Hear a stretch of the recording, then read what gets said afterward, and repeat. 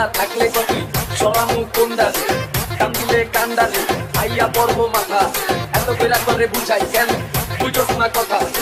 জগতের প্রতিটাও দুই নৌকায় পা ছয় হারাইবা সবই যদি মনে আঘাত দাও পারো না সইতে না কইতে জামু অনেক দূরে হারায় দেখলে তোলে বুঝবো কি খাস দুনিয়া চড়ায় পানি খাওয়াম করায় মুনি কবি কেন তুই আমায় ছাইরা যাতে হো সবই ময়না রে